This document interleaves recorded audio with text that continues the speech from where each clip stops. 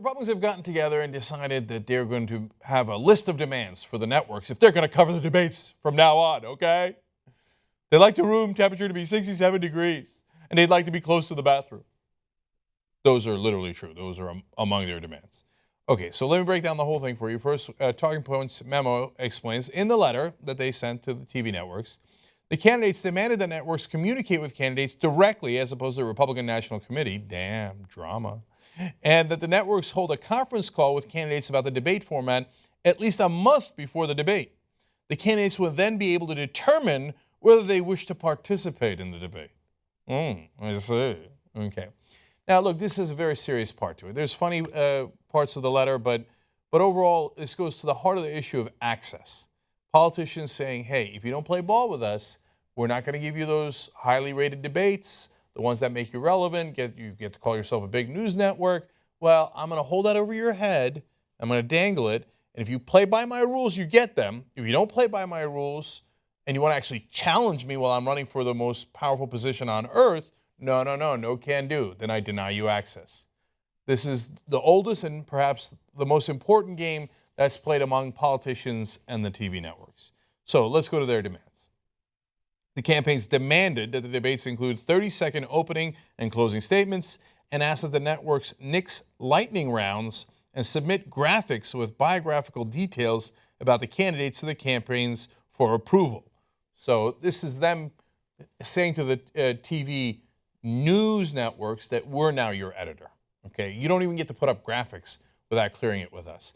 Look, they want to have 30-second openings. It's not that big a deal. But they want to get rid of lightning rounds because it sometimes puts them in awkward spots. Are the networks going to let them dictate the rules? The answer is yes. People think, oh, no, this is ridiculous. Of course the networks won't let them do this. Of course they will. I'll get to that in a second. The candidates also asked that the moderators ask the same number of questions to each candidate and refrain from gotcha questions. What a bunch of babies. You asked me a gotcha question. I don't know any other world leaders. Well, dude, you're running for commander-in-chief. Yeah, I need you to know a couple of things about the world. Knowing the difference between Sunni and Shia turns out is really, really important.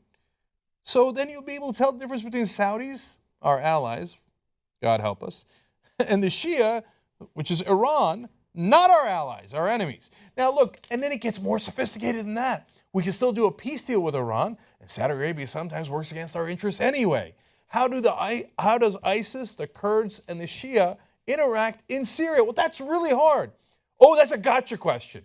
Well, that's the gotcha question you're going to get when you're actually president. Oh, these wusses, these cowards. You don't answer any real questions when you're running for commander-in-chief. And these are the tough guys. Oh, look at Putin and China, and look him in the eye. And then I'll say, stop asking gotcha questions. I think there's a P word for them. Try to think about that a little bit later. The questions cover who the moderators are, how long the debate is, and who will qualify for the debate. They also list things that networks should not include, like candidate-to-candidate questioning, reaction shots of members of the audience or moderators during debates, and behind the shots of candidates showing their notes.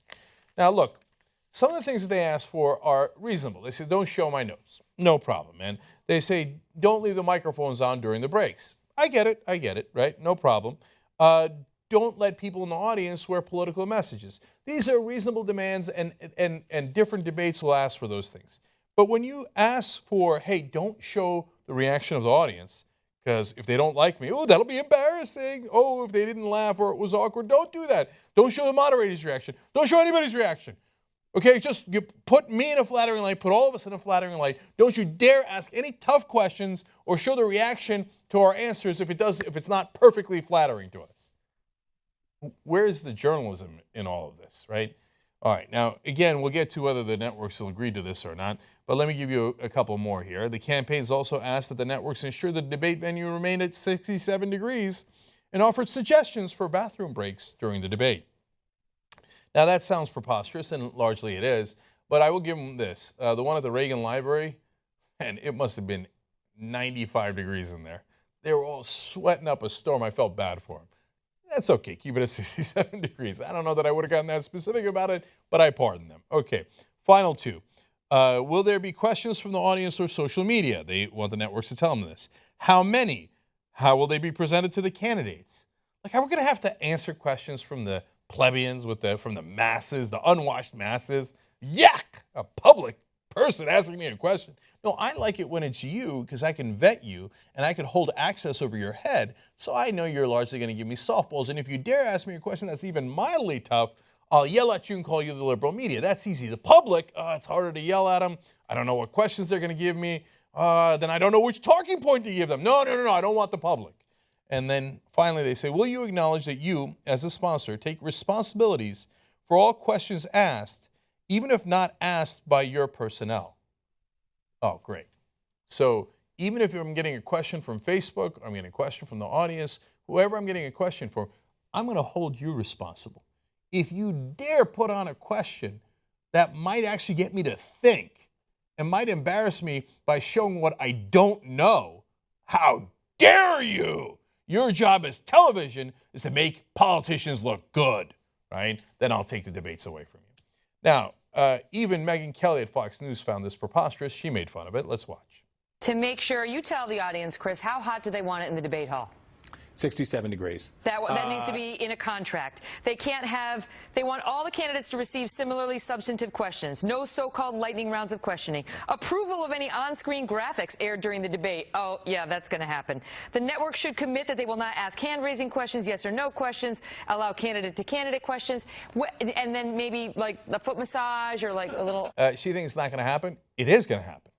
The only network it's not going to happen for is Fox News. The next Republican debate is on Fox Business, and none of these rules apply to them. Why? Because according to the reporting, the Republican candidates are scared of Fox News.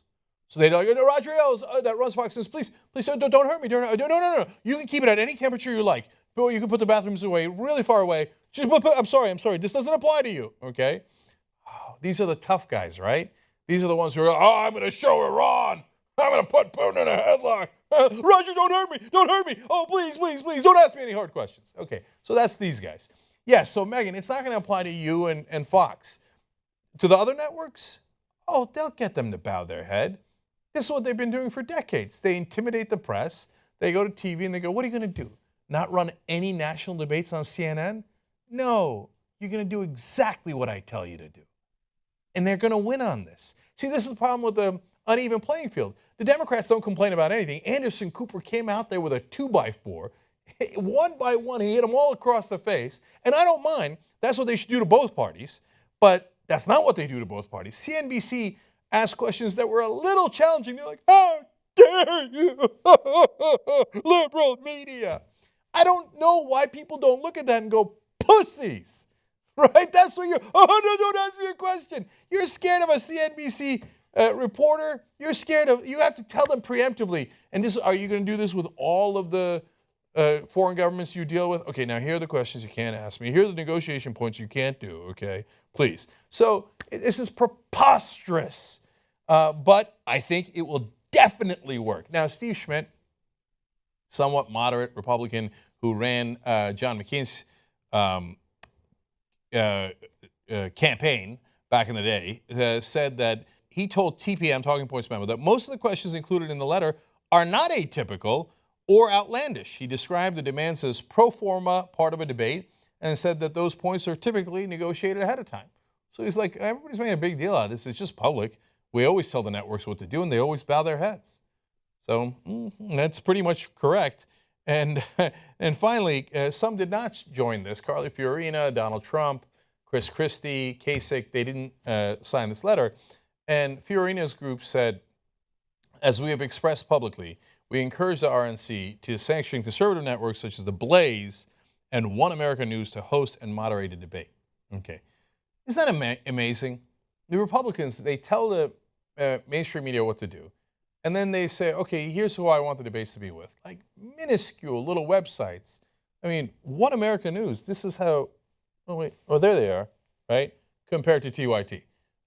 Imagine the Democrats saying, I demand to have a debate on the Young Turks. Now, the Young Turks are infinitely larger than One American News and very much larger than The Blaze, right? But the Democrats, oh, no. We wouldn't want to be seen as progressives. No, I don't want progressives asking any questions. Mainstream media, go ahead. Anderson Cooper, come along. You kick our ass, do anything you want. Just no progressive media. No progressive media. The conservatives are like, screw the mainstream media. I just want conservatives.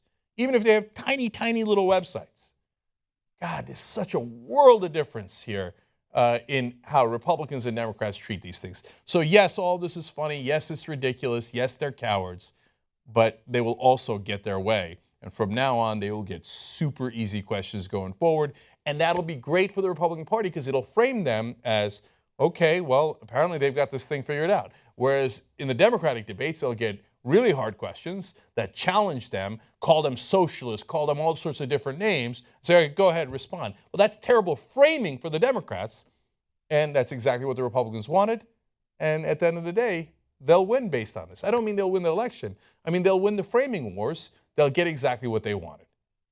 It's sad, but it's true.